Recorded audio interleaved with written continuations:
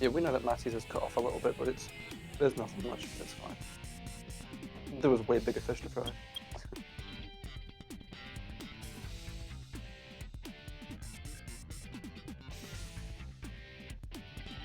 Yeah, this is one of the screens where having something cut off at the bottom is the most noticeable. As soon as the actual game gets going, it'll be less so.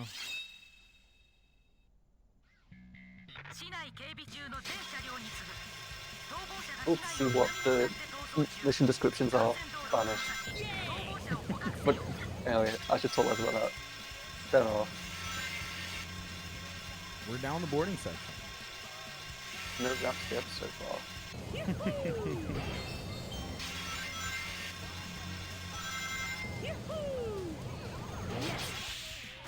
Thanks for having a bit. We're getting a bit the jump after the boarding section.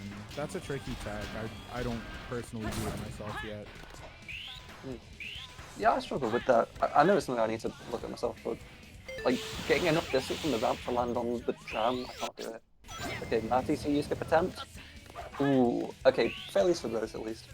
Yeah, and they're roughly equivalent too. Matty looked like he had a slightly worse one, but I mean Vector was a little bit further behind, so real city escape skip equalization happening here.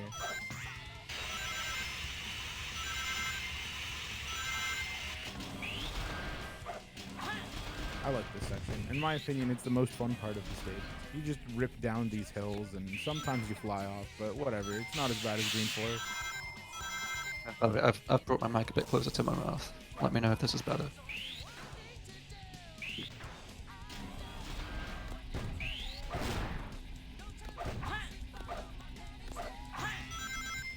Left for a moment, I'm back. Oh, Vector with a reasonably clean skipless city escape. Looks like not a stranger to this at all. And really, that is going to be the difference maker in a lot of these races, is how like comfortable you are with the backup and failure strategies, because that really is the lifeblood of the entire tournament.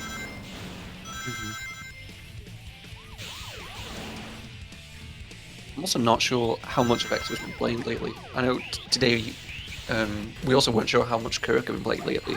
We found out it was not that much, but generally he still has it. So obviously Kirk is a top 20 runner, has a 23-22, that was like a 30-second time loss in KBB.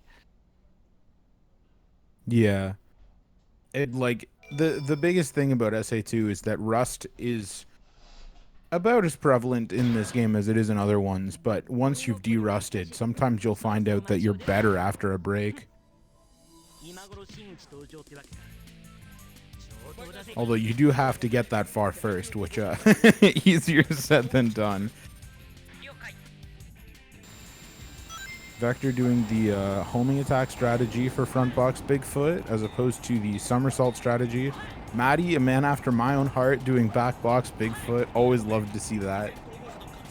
Yeah, Matty's been doing this a lot lately. He's had a lot of 29 pace runs lately that have always died in space. And then he finally got a 29 just a couple days ago. And so I think we can definitely see, maybe that was a mental barrier, we can see a 29 or a 30 now is actually what I'm expecting. That'd be pretty sick. Yellow ping off the start for Vector turns into two birds. And this one is by a wind jump board for Matty, which could lead to some interesting sets. I was trying to remember what the English hint for that was. I knew what it was.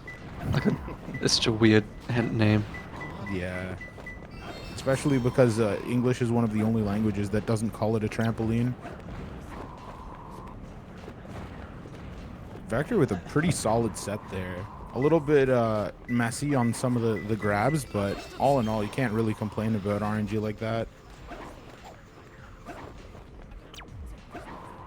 On a red circle. That's fine. Let's go. Okay, he's going down the wrong hole, but that's fine. I guess... Oh, okay, maybe he just doesn't know where it is, that's alright. Yeah, that's always the thing about, oh wow, that one is just completely in English. Oh yeah, no, yeah, some stuff like that is just straight up, like Walk Canyon Track is considered like a place name. or something, so it doesn't get translated. Like a proper noun. Yeah. Yeah, Okay. yeah.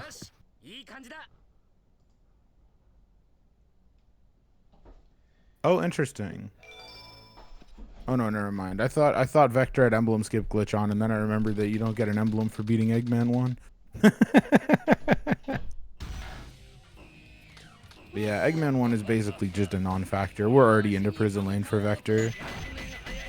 It is kind of nice that there was stage overlap during Eggman 1, so that we had something that wasn't the auto-scroller boss to talk about.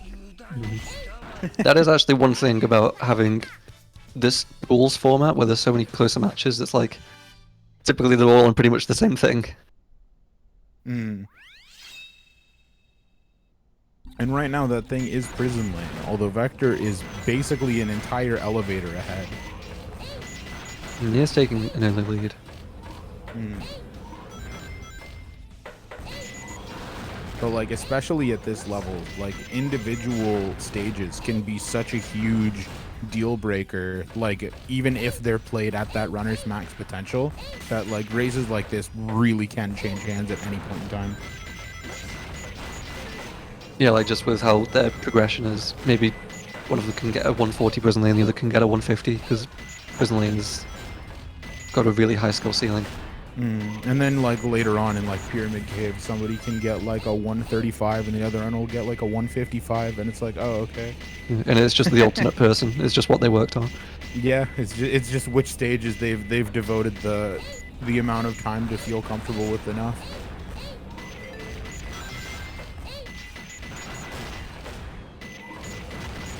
Vector coming up to the end, a little bit of a sketchy second gate hop, but I mean, it worked.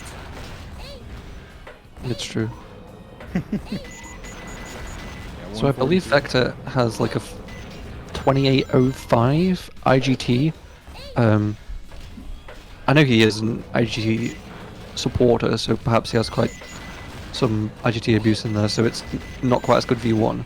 But that would still leave him just over a minute ahead of Mati at the moment. But Mati is more practiced recently, you would have to imagine. Yeah, absolutely. And that is always an important factor for tournaments. Isn't just who had the higher peak, but who is currently closer to their peak. And a runner like Mati, who's actively improving, sometimes there might not even like their skill level might be above what they've been able to achieve in their PB. And also must have many transferable skills from the other Sonic games. Oh, I know, absolutely. like if we go to another game, we can figure out, oh, this tech is just force hovering, and I'm already good at this now. That's cool. Yeah. Like, oh, the spin dash chain timing is different. That's fine. And then you just, you still spin dash chain because you're aware of how to do it.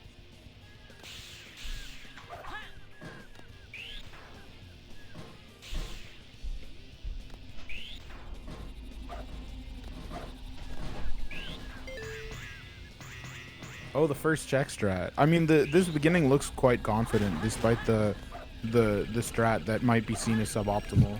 Yeah, Deku has pioneered that, to be honest. Oh, moment for Vector. Oh no! Oh, Okay. That was close. spring is so. It's sometimes it decides it doesn't want to work. Sometimes it decides it gives it to you. I'm not a fan of rocket skip. I wish it was less dumb. Oh, Maddie, an unfortunate thing that some people don't know can happen is if you storage into the pulley, sometimes you'll somersault off of it, and then you just won't be able to grab it. It doesn't happen if you do it like fully correctly, but it can happen, and unfortunately Maddie had to watch the entire pulley go up and back down. See if Mati can do rocket skip here. This is a pretty tough thing for noobs, really. But gets it first try. I Lost like no that more than a setup. second. I like that setup. They did the most people do the left side of the rocket instead of the back, but I mean, they got it first try, and what more can you really ask for out of rocket skip, especially if you're not trying to squeeze every second you can out of the stage. Yeah, and by the way, just as we were talking about at the start, actually, I can even talk about Mati doing that. You often forget how fast the intended routes are for things, because at the start we do the little water tower spin dashes or spin dash jumps, to get to then the homing attack chain. Deku, who now has a 25, well, so a low 26, going for a 25, just carries on. He just goes straight to the spring, and you watch it. There's no way it loses more than a second. Like, so people should do the water tower strat, but they'll actually be probably losing time if they make any mistakes just as like learning. They're probably losing time. That's just crazy. Surprising. Yeah, because it's like pulley skip, right? Where pulley skip, apparently, if you do the regular pulley area like fast enough, then pulley skip only saves a second there as well. Yeah, and so watching Matty like run around that loop, like you run really fast around that loop. Like you can then jump over the dash pad, which is slow, but like if you do like a bit of a slow setup for that loop skip, just run around the loop and just wait till you're better at the gameplay in general. Because you'll probably die a couple times there. Yeah, that kind of thing is actually why I did the first loop run in Green Forest for so long instead of just like doing the jump over it, the one that you're about to see Vector come up to. Because as you can see, you can jump over the speed pads and then spin dash and land over here. And he did go far enough over to avoid the camera trigger, which it's not as easy as it looks. That camera trigger is in a really weird spot, and conceptualizing where it is kind of tough.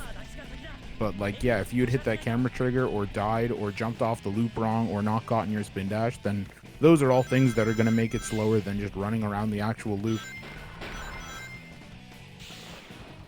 It's fun how many of these are in the game.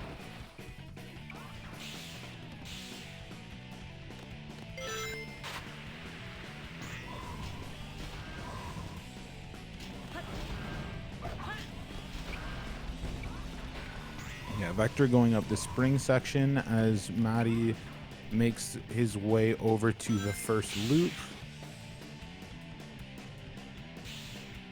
Gonna see a bungee skip here. I like the late homing attack on that, because the closer to the ground you homing attack, the more speed from it you conserve. So it wasn't as low as I like to go for, but I mean, the awareness to even just wait before homing attacking shows like a lot of thinking.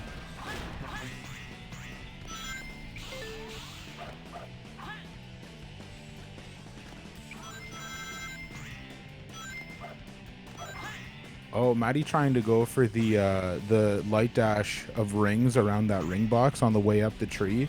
That is a really cool trick, and luckily the way that it didn't work wasn't a way that sent Matty back down the entire tree. Sometimes it just doesn't work. That's one of the more finicky skips, or strats I should say, in the game.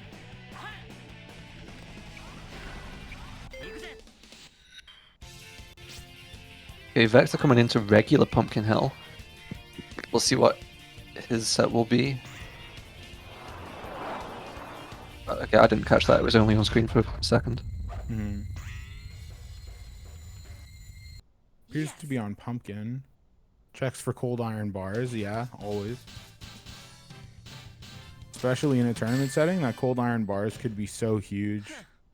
No problem. Ah, laughing into tears. That makes sense. Sleepless House. That's a rare piece. I hope he knows where it is. Looks like he does. To be fair, it is a pretty self-explanatory. Like, if you've never had it before, you can probably think where it is. Like, Yeah. oh, where are the rare piece 2s? They're on Ghost Train. Oh yeah, I've seen a house there. I've played this game as a kid.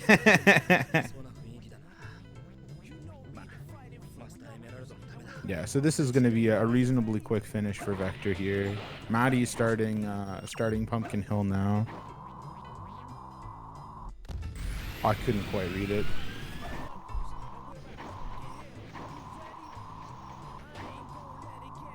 Most of the piece ones have regular hints. It's only the 2 enemies that don't. So now we're probably going to read some... Oh no, that looks alright. Yeah, it looks like Sad-Eyed Pumpkin. Let's see.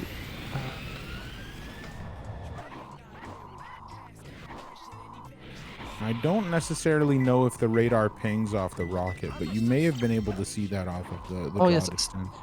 So I believe that was... Yeah, that was Sad-Eyed Pumpkin. That's incredibly unlucky. So Matty plays Spanish, so that at Pumpkin Hill he doesn't get ambiguous hints. And he got the only ambiguous hint in the level in Spanish. He did go to the right place though.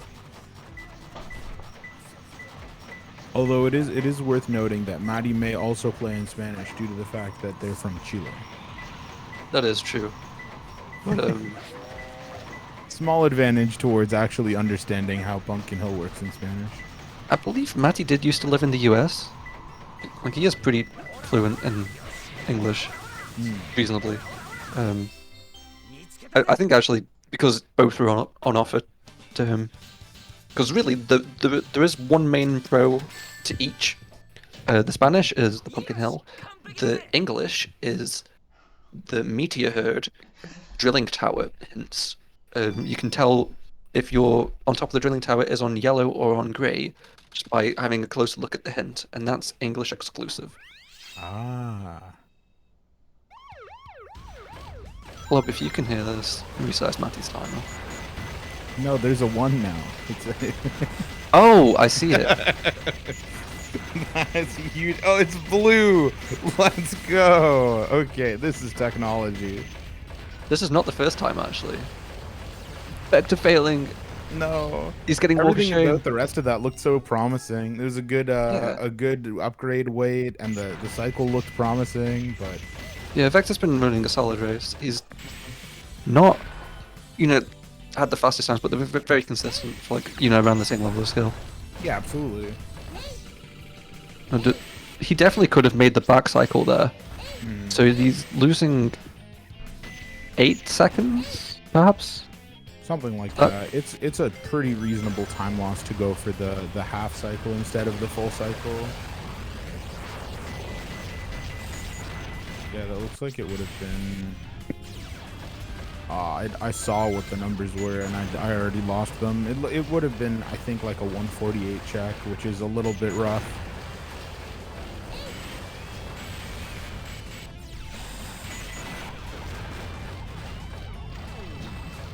Vector coming up to the end of the stage as Maddie goes to one of the most secretly difficult parts of Mission Street, which is getting off of the rising weights. Doesn't quite make it for zero cycle and misses the half cycle beginning, so it might even just be faster to go for the 1 cycle, and that's what he chooses to do. Yeah, it was just a bit too slow at that ending section to get half cycle. I think maybe if he was more comfortable with his pause button in general, he could have managed some pausovers to get up onto there. Ooh, yeah, I could see that coming. Oh, yeah. So, that for those flat, who don't know, that, flat wall, you can't clip through it, but you can clip through the curved one. It's oh not no, Matty. really obvious, but it's a huge factor. This is so brutal. I'm sorry.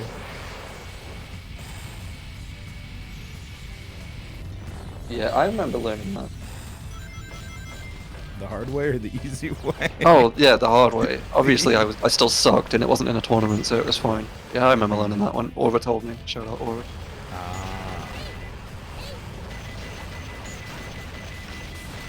Yeah, that's another thing about the experience versus activity argument, is that if you're not as experienced, sometimes you'll just lose time to things like that.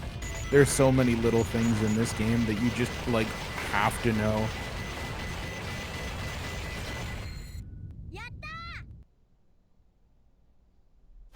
I mean, one good aquatic mine is all that Maddie would need to make most of this gap up.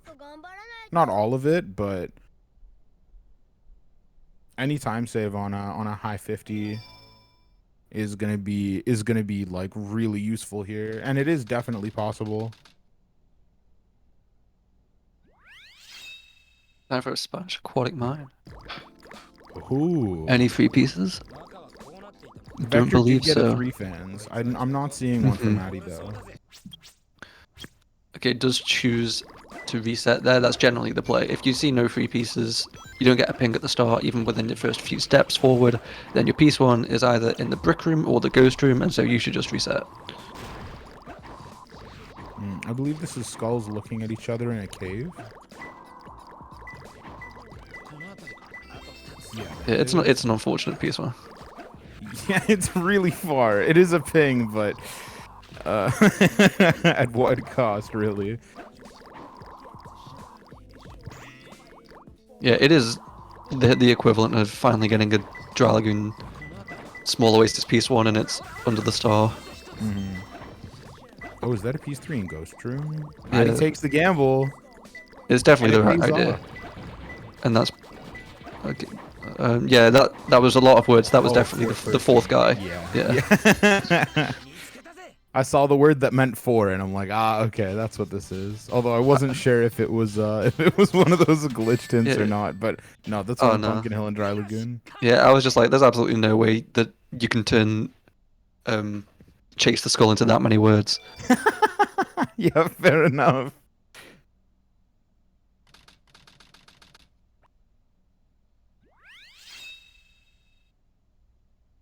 Yeah, so both runners in Route 101 at the same time.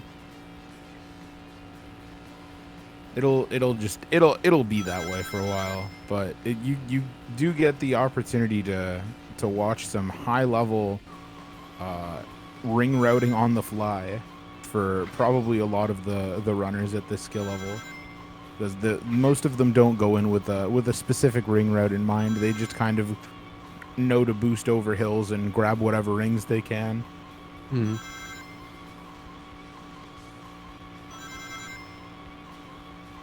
I think more people have been doing Hero lately, and this is actually quite unknown, like just general things to do. Like, you know, get the balloons. It's a free boost. If you have a boost but there's a balloon next to you, just use your boost and then go into the balloon because it'll replenish it. It seems like people could come up with their own strats and they come up with ring routes, but they're not that optimal. But it barely loses any time. Like, they still get like a 220, and at that level, that's totally fine. Yeah, it's not nearly the same as like not knowing what you're doing in Aquatic Mine, which can literally be the difference between like a 30 and a 130. Yeah, definitely just snaking and getting better at cornering and not crashing are way bigger priorities. Oh, not crashing is so huge, especially around that one hairpin. What a big time saver. Speaking of the hairpin, here it is now. Oh, it's I can't even blame Matty for crashing there. I literally can't. It's just, if you don't know how to deal with that corner, you are going to lose time. But that is the point of a tournament, is to have the lesser known parts of the speedrun get amplified and talked about. Back to doing the jump off the pulley, and it wasn't a very good jump off, but you get a lot of height off of that pulley, so you can afford to have a good one. But, sorry, a bad one. But I think maybe just, you know, some RNG just didn't do the second A input. Yeah, that's real. Hand RNG is one of the most brutal parts about SA2, because sometimes you just don't do the thing that you wanted to do. Goes for the pause hover, doesn't quite land on it, and doesn't go for the pulley. Honestly, I don't blame him. That pulley, trying to stand on it and land on it, is very difficult for no reason. Yeah, there's such a small, like the Venn diagram for like how much height you need to get onto the platform and then to get onto the pulley. It's almost the same. There's like 1% of times you'll have just enough height to not get onto the platform, but to get onto the pulley.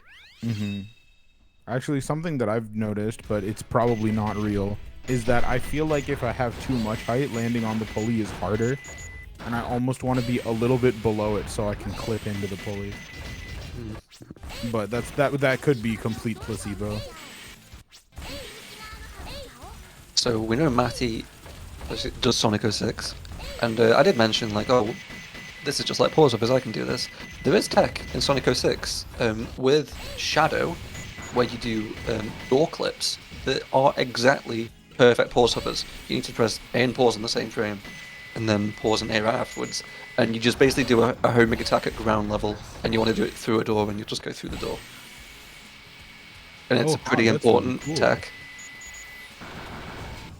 So that's like immediately useful for every tail stage, especially Hidden Bay. Well, every tail stage that isn't like Prison Lane. That's one. I think it was Lazarus that told me to go do A and pause on the same frame, and I was like, how do you guys do this? Or like just take it for granted on Xbox 360 controllers? Like we're just babies here at SA2. Here at Weenie Hut Juniors, we rebind our pause buttons to the right bumper. Yeah, and we still can't get them perfect. We don't even try. Oh, good awareness from Maddie to wait until the door is broken and then just pause hover up there. Although that is a tight pause hover. If you're already good at pause hover inputs, that is absolutely something you should do. Vector in Pyramid Cave now doing Chow Box hover and getting over the little boundaries there. That's always like those boundaries. Sometimes you just get stuck under them and it's just really annoying. I really hate getting stuck under them if you just place your super bounce wrong.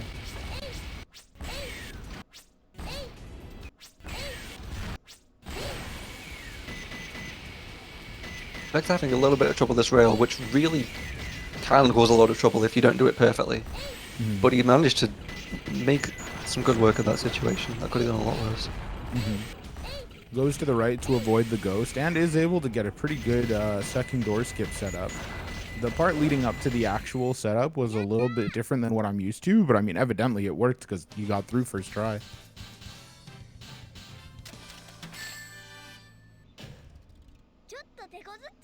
So we are seeing some snake skippers, but it didn't go to plan.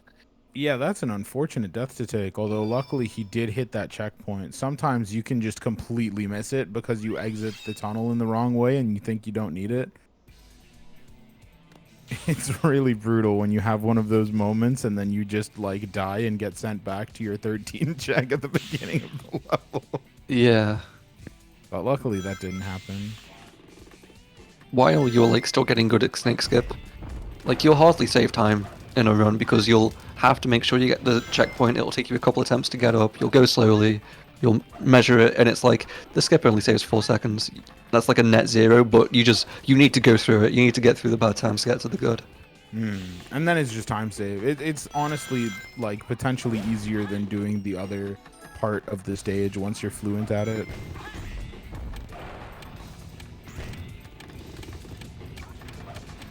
Yeah, like it definitely becomes a case of getting on top of the roof is harder because of just camera shenanigans as you go through that area.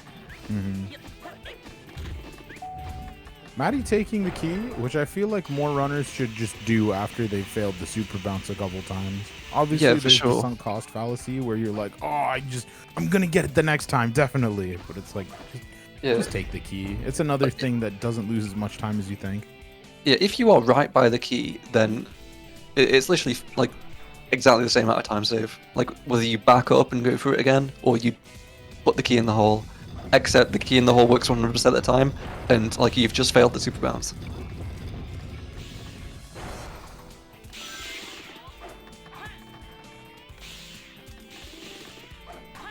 Yeah, Maddie's showing the part of the level that you have to do if you don't do snake skip.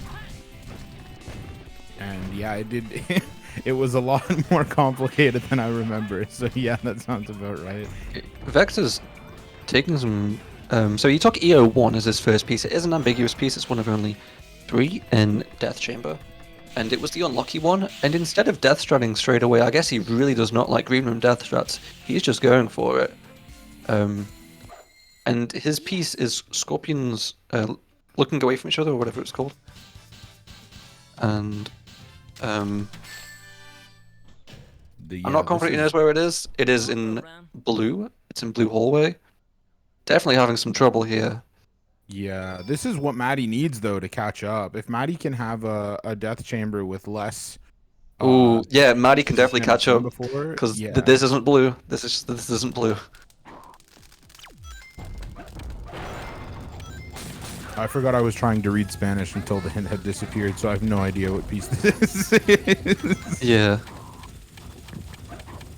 Vector is basically at his second piece though, so Maddie is going to need to do some pretty quick death chamber stuff here in order to make the full use of the time save. Iron protects the safe for Vector. That's in green secret. Hopefully he can make his way to that one.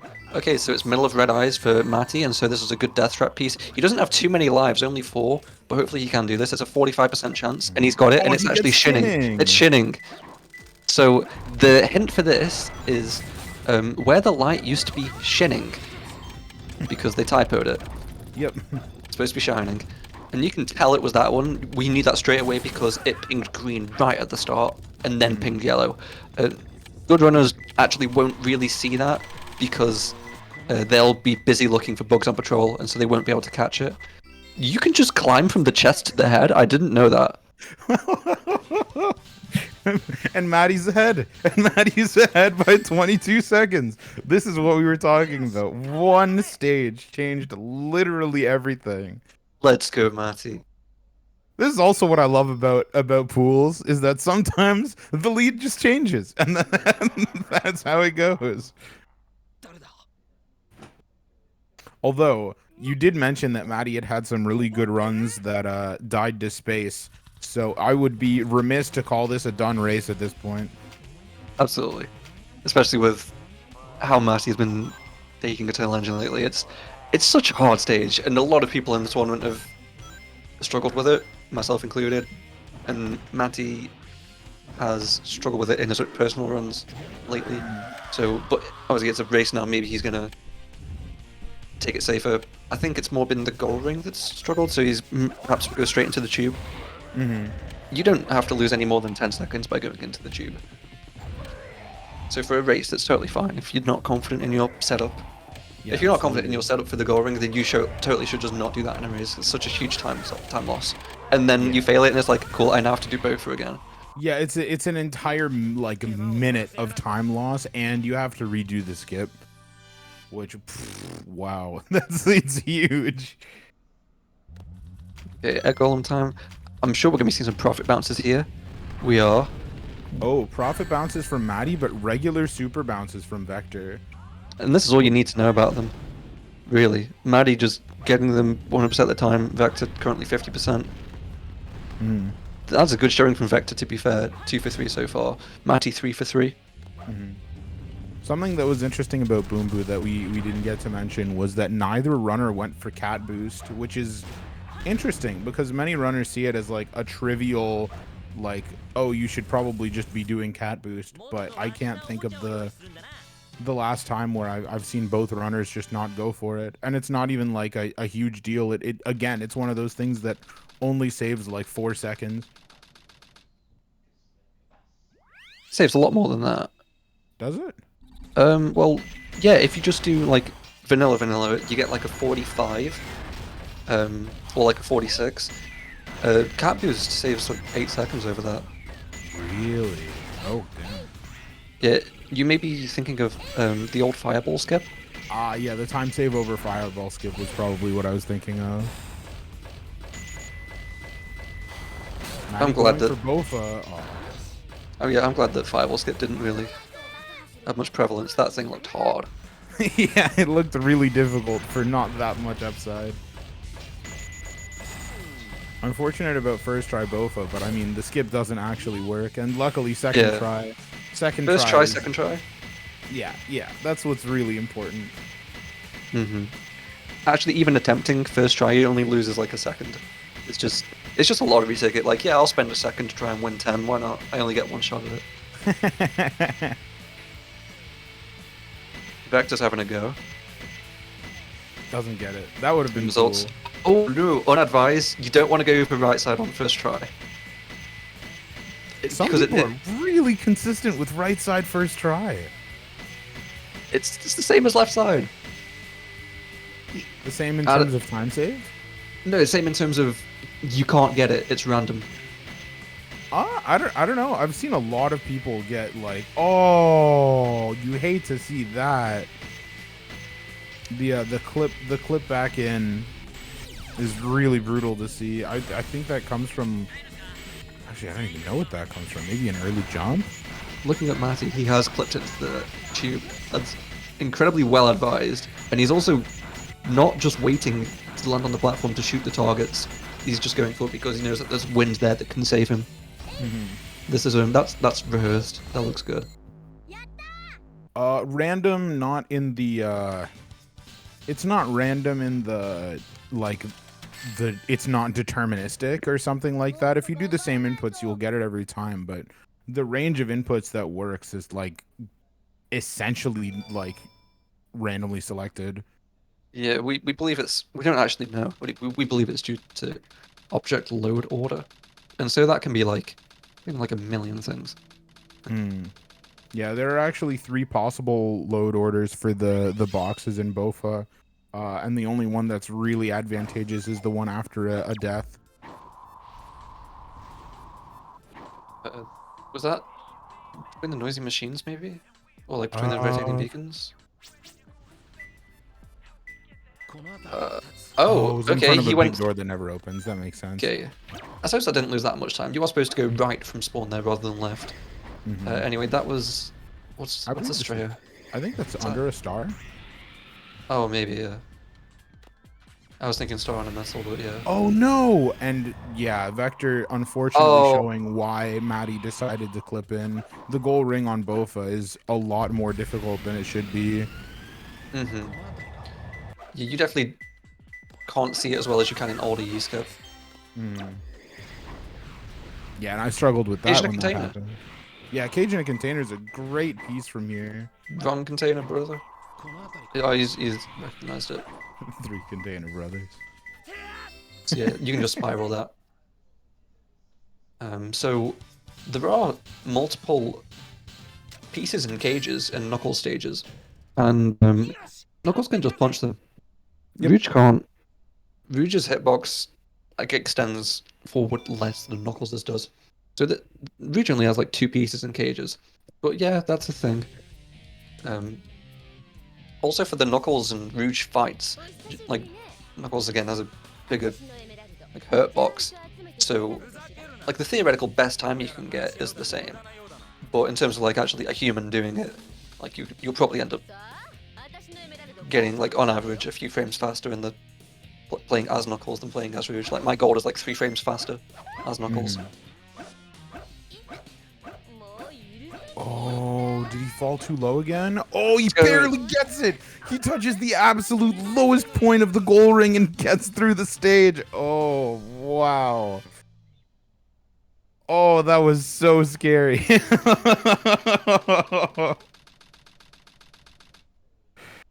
Whew. Yeah, Matty making quick work of Rouge and going into crazy gadget. Exiting for extra lives. Yeah, I don't. That wasn't too blame him. necessary. He had 2, and then you get an extra one during the stage. So is he really not feeling this? I mean, it could also just be the fact that what's it called? Maybe Matty knows that he's ahead, and maybe he's been struggling with skip consistency. So just getting the extra insurance, to, just really secure the lead. Ooh, and also so Vector give you some wiggle room. Vector on top of the steel drilling tower. So actually, just assuming it'll be on Grey. Oh, and did guess correctly. It was. Yeah. So this is the piece that is why English is very good for Knuckles and for Meteor Hurt. You can tell which one it is. With floating around in front of, that was either 3 tanks or 1 tank. If it's 3, that's unfortunate because this is. It's 3. No. Vector, it's the free piece. It's fine. It's fine. He made up some time. Oh, Matty's going for CGS. Okay. Oh, let's go. Yeah, let's check this out. That looked good.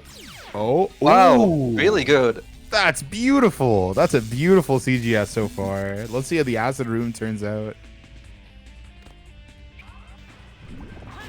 Does the spin dash jump? Wow. And gets the enemy kill. Oh, this is really well played from Matty. We'll see if he can do the ending movement.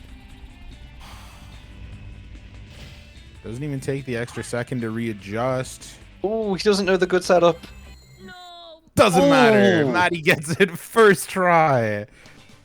Wow, that was unreal. Yeah, hats off to Matty. That was a brilliant CGS.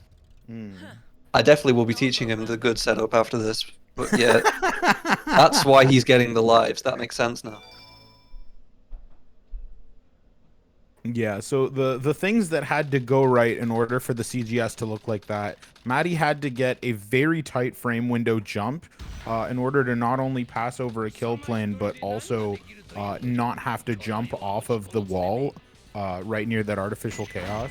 He didn't get hit by the artificial chaos and made it over to, what's it called? And made it very cleanly over to the other wall that you need to ride in order to get into the acid room, which a lot of the time runners will just opt to get hit by the artificial chaos so they can jump over into it, but Matty just weaved right through. And then the acid room is kind of a tough spin dash jump to hit the artificial chaos and make it through, but very trivial for such a talented runner apparently. Ooh, Vector is doing the old setup. Wow. Yeah, Blast Vector's from the going for past. the old CGSS free cam setup, and he's out of bounds. So what you can actually do with that setup is have the camera follow you immediately. So instead of having, it just chill in that room for a little bit as you dodge the kill planes, it straight up just follows you for the entire thing, which is a real benefit of it, to be honest. But yeah, so that version of it, that was the first free cam setup that was found by, we think it was Vector, I'm not quite sure. And yeah, there's a certain point where the camera will kind of go like close to Sonic and then away from Sonic, and you just get right up to it and then spin dash through it. With, I think you want to have the cameras locked as well or something. I don't know. I never tried it. And yeah, it will just bypass that. So then you jump on there, you do your jump off, and you've got free cam. Sometimes the cam will just follow you straight away, and so it's pretty slow to set up, but it's yeah. And so that was the free cam strat for a while, and not many people did it because it was quite slow. And then Ravel found the real free cam setup. Ravel _5. You don't hear from him much, but his great legacy is that he found the current free cam setup and what most of us use today. Yeah, unfortunately, while we were having that little explanation time, both of the runners are exuding copious amounts of spaghetti. Matty having multiple final rush deaths, and Vector having a death on Eggman 2, which is really brutal because this is Vector's chance to catch back up and have the race be his. But I mean, that minute of time difference, despite how close they look in terms of the gameplay, is really something. And I think this is going to be a successful FR skip from Matty. You definitely don't want to be on the other side of the room when Eggman's got his laser. There's nowhere to hide. Yeah, it's just got such a big hitbox and he can turn so fast. Like some of his AI during this just makes you wonder how our minips work, where he just faces the wrong way. Like, how do we manage that? Yeah, the AI in this game is actually pretty good as long as you're not picking apart at it and also doing absolutely nothing. Yeah. Oh, Matty bounced. You don't want to do that, really. It's not bad, but it's ill-advised. He does have enough height. Yeah, he has lots of height. He's in there. Yes. If you're like, borderline, whether you'll get it or not, you want to be in bounce. Yeah, so pending no Shadow 2 mistakes, Matty will have successfully pulled this race back, but that's easier said than done. There were multiple races last tournament that were decided by Shadow 2, although it would have to be, actually looking at where Vector is in the stage, it would really have to be the Shadow 2 mistake of all time. Mm-hmm. Speaking of less common strats being used by both runners at the same time, 2 bounceless FRs.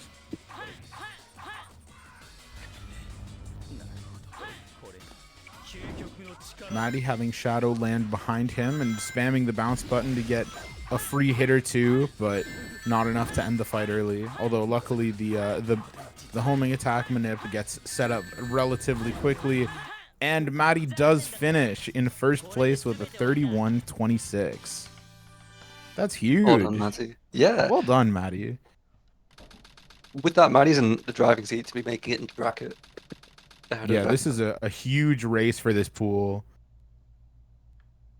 But Yeah, I wouldn't count Vector out. I wouldn't count Vector out at all. Yeah, there's some chumps in here such as Stella in this group. Yeah, okay. You've got to face them. How do you feel as like a runner that will be coming up against these? Well, I mean, I don't assume that either of them are gonna rest on their laurels after this race. I feel like both of them have recognized areas that they need to practice, and I wouldn't be surprised if they immediately go for it. Mm-hmm. It's gonna be fun. It's gonna be a lot of fun.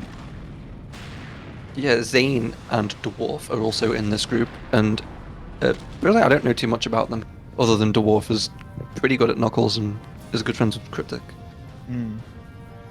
Zane has been in the background grinder for a hot minute. I've Yeah. seen them slowly make their way up the boards. Yeah, I think there's quite a lot of people in this group that, like on any day, could just have a really, really close race. Oh, absolutely. I'm really excited for how this is going to go, but I will also be making my best effort to sweep my entire pool, including Jericho. So we'll see how that goes. That's great. It's great to hear.